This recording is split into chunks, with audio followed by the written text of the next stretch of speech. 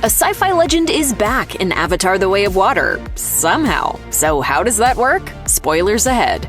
Avatar fans will of course recall that Sigourney Weaver's character in the groundbreaking 2009 film Dr. Grace Augustine died near the end of the movie after being fatally wounded during an escape. So when it was announced that the Alien star would be reuniting with James Cameron and company for the sequel shortly after the first film's release, it obviously left fans scratching their heads. What's wrong with this picture? Sequel Avatar: The Way of Water not only revisits Jake Sully and Neytiri, but also introduces us to their Na'vi children, including Loak, Neteyam, and Tuk. Possibly more significant than any of their biological offspring, however, is their adopted Na'vi daughter, Kiri, played by Sigourney Weaver. The biological daughter of Dr. Augustine, Kiri is taken in by Sully and his family and comes along with them as they must leave their forest home and live amongst the Metkayina ocean clan.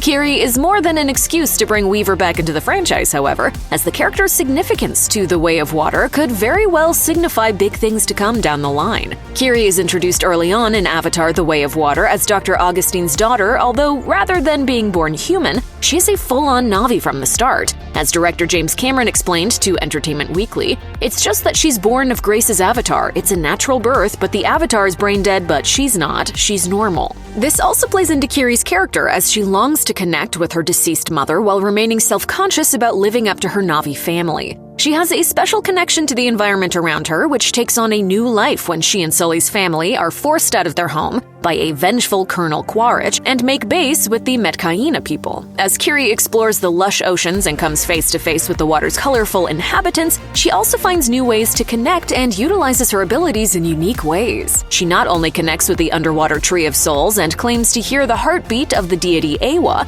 but is also able to communicate with the sea creatures, which comes in handy during the film's climax. Kiri's abilities make her stand out enough from her motion-captured co-stars, but it is her viewpoints on life that could spell a bigger picture for the upcoming Avatar sequels. By the end of The Way of Water, we know that the war between the Na'vi and humanity is far from over. But just as Colonel Quaritch's son Spider, who shares a close bond with Kiri, has love for both the human and Na'vi world, Kiri's nonviolent ways and connection with the world around her could turn the tide by showcasing a different way around the seemingly never-ending conflict. As the Avatar franchise is very much about humanity's exploitation of natural resources, Kiri could be the key to unlocking how to better utilize those elements for good.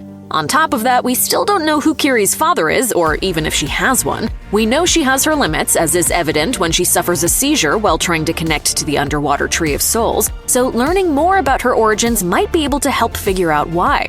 Kiri is one of the many mysteries in The Way of Water, but she's one that Sigourney Weaver is prepared to explore. As she says in a recent interview with D23, "I was thrilled that Jim would entrust me with such a character. I felt an immediate connection to her. I knew it would be probably the biggest challenge I've ever taken on. When Jim Cameron calls you and says, 'I have 3 more parts of this adventure,' what are you going to say? No? I think he had me at hello."